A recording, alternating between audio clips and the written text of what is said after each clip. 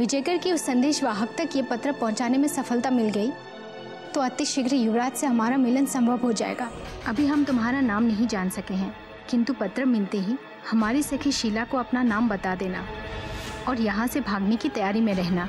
और हाँ, हम भी तुम्हारे साथ विजयगर जाएंगे ताकि उनसे अति शीघ्र मुलाकात हो सके। हमें तुम पर अभिमान है चंगेज, परंतु हम राजकुमारी किशोरी के विद्रोह को सहन नहीं कर पाएंगे और समय आने पर हम राजकुमारी किशोरी के रक्त से स्नान करेंगे।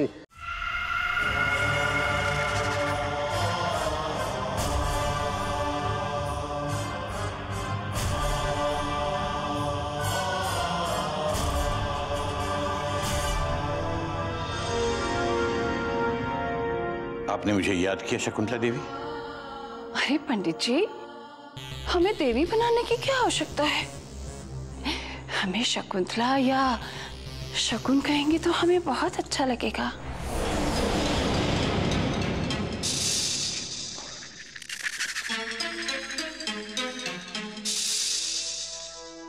जी आप जल्दी बताइए, आपने मुझे क्यों याद किया? मुझे और भी बहुत सारे काम हैं शकुंतला जी।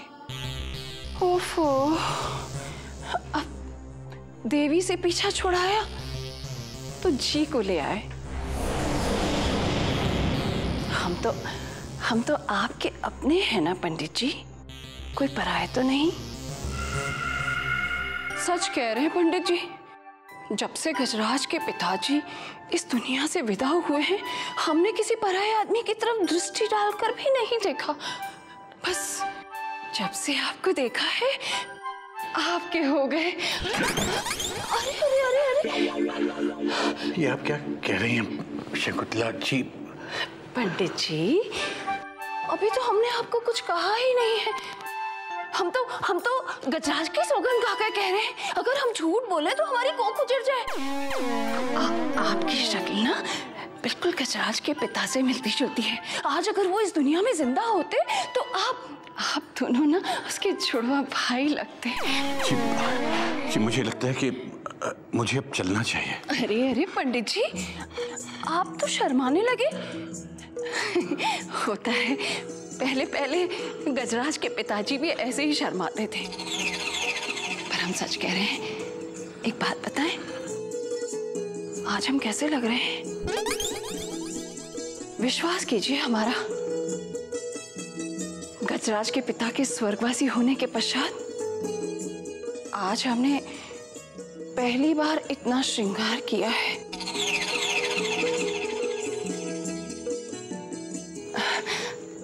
बताइए ना, हम कैसे लग रहे हैं?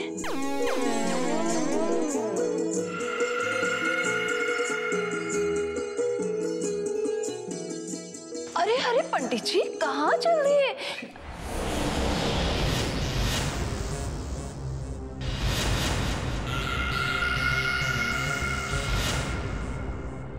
अरे गजराज बेटा, वहां खड़े खड़े क्या देख रहे हो? आओ जल्दी से पंडित जी के पांव छुओ।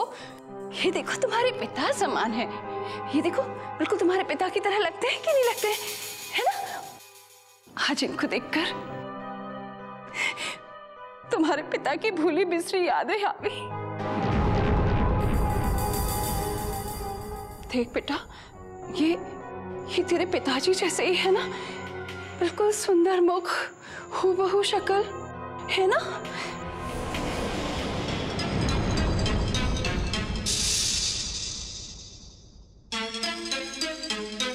ये हम कैसे जान सकते हैं माताश्री?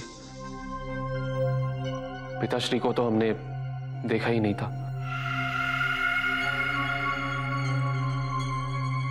और फिर आप ही ने तो हमें कहा था कि हम अपने पैरों पे चलना भी नहीं सीखे थे, तभी पिताजी का देहांत हो गया। अब नहीं देखा तो अब देख लो बेटा। तुम्हारे पिताजी बिल्कुल ऐसे ही तो थे, है ना पंडित जी? बेटा अब समझो, यही तुम्हारे पिताश्री हैं।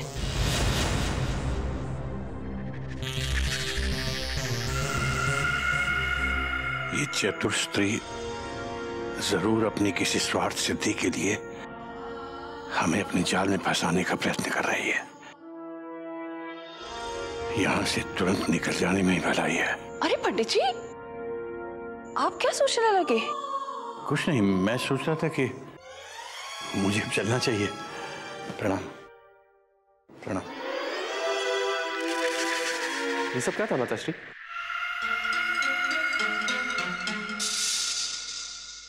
नाटक। ये सब शिवगढ़ के सिंहासन पर तुम्हें बिठाने के लिए नाटक था, और तुमने बीच में आके सारे खेल को बिगाड़ दिया। अब हमें क्या पता आप क्या कर रही थी, परंतु ये बताइए कि क्या सही में पंडित जी और पिताश्री एक जैसे दिखते थे? बेटा, मुझे तो वो याद भी नहीं कि तुम्हारे पिता की सूरत कैसी थी, लेकिन एक बात है, अगर पंडित जगन्नाथ को अपनी ओर मिला लिया जाए तो वो दिन दूर नहीं कि राजकुमारी किशोरी तुम्हारी दुल्हन होगी और तुम शिवगढ़ के सिंहासन पर राज करोगे।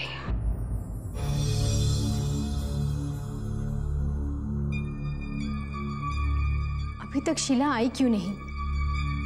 अवश्य किसी संकट में पड़ गई होगी। देखना होगा कि वो कहाँ है।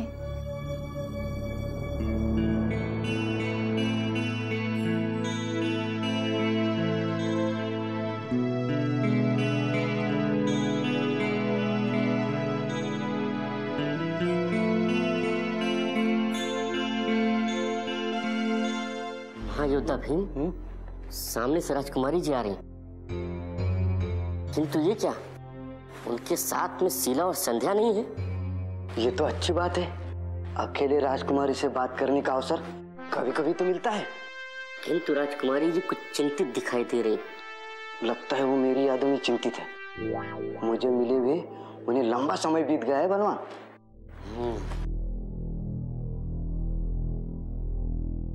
प्रणाम राजकुमारी जी। क्या तुमने कहीं शीला को देखा है? नहीं, परंतु महल में कहीं होंगी। यदि अति आवश्यक कार्य हो तो हमें आदेश दीजिए। हमें शीला से ही कुछ विशेष बात करनी थी। जाओ उसे तुरंत ढूंढकर हमारे कक्ष में ले आओ।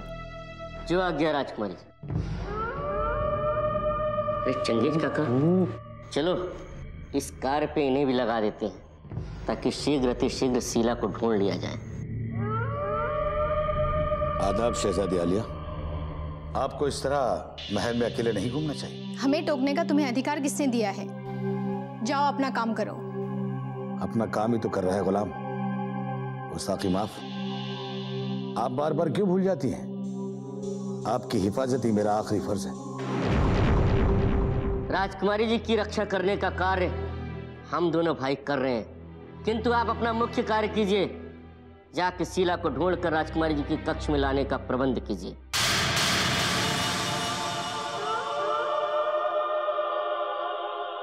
यूं हमें घूर घूर के क्या देख रहे चंगेज काका? हमने क्या आदेश दिया आपको सुनाई नहीं दिया? जाइए शीला को ढूंढ के लाने का कार्य कीजिए। कौन शीला? आज से पहले हमने ये नाम कभी नहीं सुना। अधिक चतुराई मत दिखाओ चंगेज। क्या तुम उस शीला को जानते नहीं जिससे हमारे कक्ष के बाहर खड़े खड़े अपनी इन डरावनी आंखों से घूरते रहते हो? गुस्ताखी माफ हो शहजादी आलिया।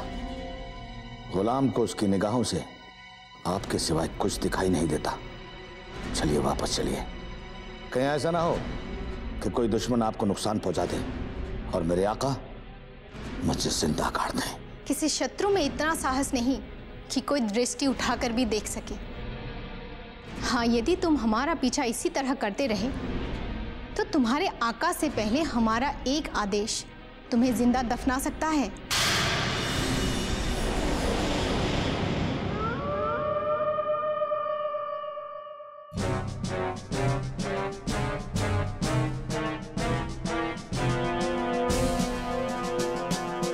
अभी भी वक्त है चंगू काका, सुधर जाइए।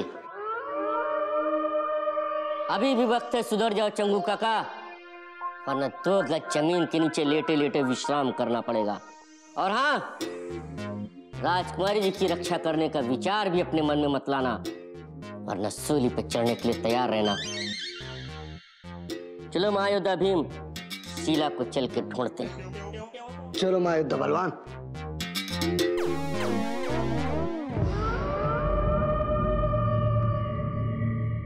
शीला को तुम तो क्या अब शहंशाह शिवदत्त भी नहीं ढूंढ सकते, क्योंकि मैंने उसे ऐसी जगह भेज दिया है जहां से कोई वापस नहीं आता। शीला के बाद तुम्हारी बारी है, और तुम्हारे बाद उन मेहमानों की बारी जो शिवगढ़ के महल में मेरे आका का हक छीनने आए हैं। तुम सही समय पे आई हो। हमें भी ऐसे ही एक सेविका की आवश्यकता थी जो पूरी निष्ठा और समर्पण से हमारी देखभाल कर सके। निष्ठा और समर्पण दोनों मृणालिनी के रक्त में ऐसे घुले हुए हैं जैसे दूध में शक्कर। आप बस एक बार सेवा का मौका देकर तो देखिए। तुम्हारी बातों से तो हमें लग रहा है कि अगर तुम्हें सेवा का अवसर दिया गया तो तुम अपना कर्तव्य ईमानदारी से निभाओगी, परंतु तुरंत किसी पर भरोसा नहीं कर सकते। इसलिए जब तक हम संतुष्ट ना हो जाएं, तब तक हाँ नहीं कहेंगे। तुम्हें हमारे कुछ और प्रश्नों के उत्तर देने होंगे। जी पूछिए, आप जो पूछेंगी मैं सत्य बताऊंगी। तो बताओ, तुम कितने समय से महल में काम कर रही हो? जी जब से होश संभाला है, इस महल की दीवारों के ही दर्शन हुए हैं। मुझसे पहले मेरी माँ, और मेरी माँ से पहले मेरी दादी, और उनसे पहले उनकी दादी, सबने इस महल की ही सेवा की है। तो फिर इसमें कोई संदेह नहीं कि तुम एक खानदानी सेविका हो।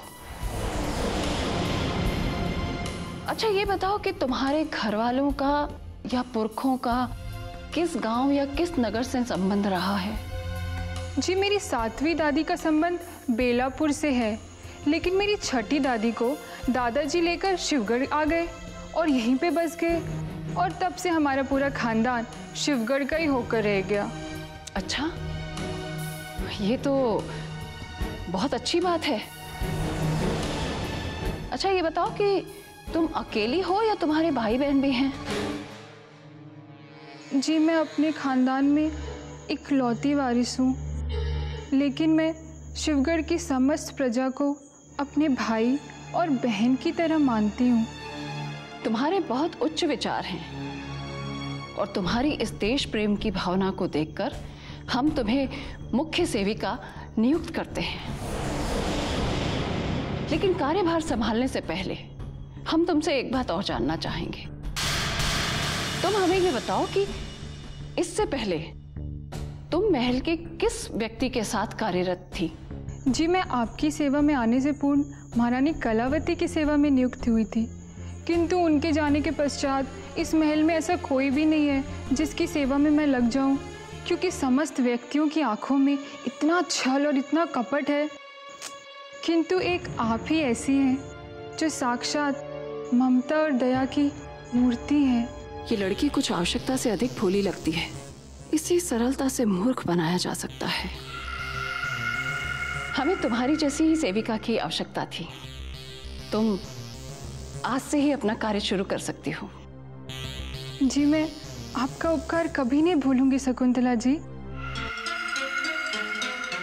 तुम्हें सबसे पहले पंडित जगन्नाथ और सोमनाथ के बारे में हमें बताना होगा कि उनके महल में भावी योजनाएं क्या क्या हैं।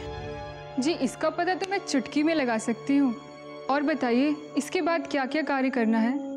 उसके पश्चात तुम्हें पता लगाना होगा कि पंडित जगन्नाथ और सोमनाथ ने अब तक विवाह क्यों नहीं किया, अब तक वो दोनों कुंवारे क्यों हैं।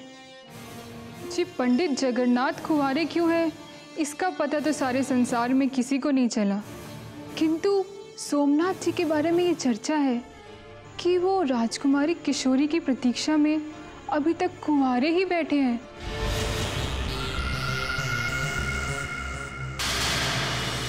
तो फिर सोमनाथ को भी पंडित जगन्नाथ की तरह कुंवारा रहना पड़ेगा, क्योंकि राजकुमारी किशोरी हमारे सुपुत्र गजराज के लिए बनी है। और हाँ, एक बात का ध्यान रखना, ये बात किसी को कहना नहीं, वरना इस महल में तुम्हारा रहना मुश्किल कर देंगे हम। भला ये भी कोई कहने की बात है? अब इस महल में आप ही की तो मैं स्वामी भक्त हूँ। वैसे भी भविष्य में मुझे आप ही का तो नमक खाना है। स्वामी भक्ति के साथ साथ तुम में समझदारी भी कूट कूट कर भरी है। बस अब जो कहा है उस आदेश का पालन करना शुरू करो। और हाँ, एक बात का ख्याल रहे, उस क्रूर सिंह पर दृष्टि बनाए रखना। वो वर्षों से महल में पड़े पड़े न जाने क्या क्या योजनाएं बनाया करता है। अब जाओ। जी।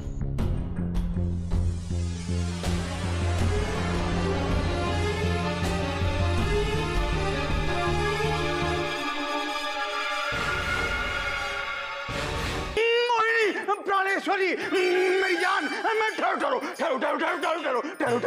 अरे अरे, आखिर आज तुम्हें हो क्या है मोहिनी? हमने किया क्या है? किया क्या है? तुमने किया क्या है? बताओ क्या किया है? अरे दुर्भाग्य की बात तो यही है कि तुमने कुछ किया ही नहीं है और इसीलिए मैं तुम्हें दंड दे रही हूँ।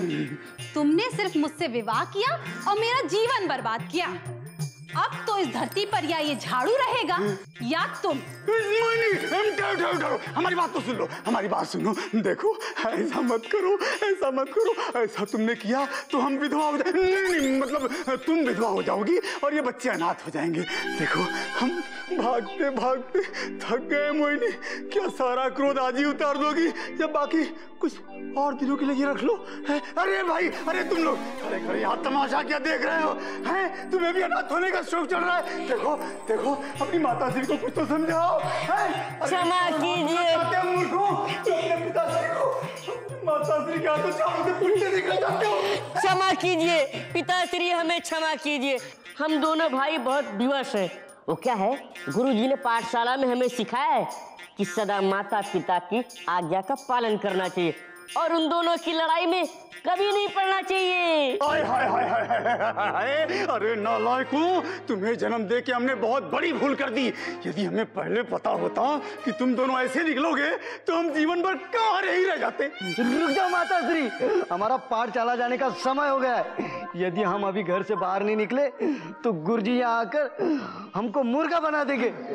महाबली बलवान, चलो पाठशाला जाते। चलो बलवान, चलो। आज तो तुम इनके भाग्य से बच गए, मगर ख्याल रहे अगर अब भी तुमने कमाना नहीं सीखा तो मैं तुम्हारा जीवन दूभर कर दूंगी। प्राणेश्वरी, वो तो तुमने वैसे ही किया हुआ है, किंतु हमारी बात सुनो। देखो, ऐसे रूठते नहीं प्रिय। देखो, अति शीघ्र शिवगढ़ की रानी का ताज हम तुम्हारे सर पर लाके पहना देंगे। फिर शिवगढ़ और यहाँ आसपास के सभी लोग तुम्हें महारानी मोहिनी देवी कह के बुलाएंगे। ये महायोद्धा क्रूर सिंह का वचन है। चुप करो। दोबारा मुझे बहलाने का प्रयास किया तो महाराज और महारानी की अनुपस्थिति में राजकुमारी किशोरी से कहकर तुम्हें प्राण दंड दिलवा दूंगी। प्रिय, देखो, हम तुम्हारे स्वामी हैं, ऐसी बातें नहीं करते प्रिय। प्राणेश्वरी, मोहिनी। अवश्य शीला किसी संकट में फंस गई है, अन्यथा वो अभी तक लौटकर आ जाती।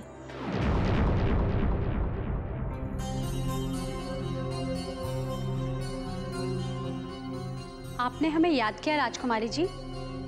कहाँ चली गई थी तुम संध्या?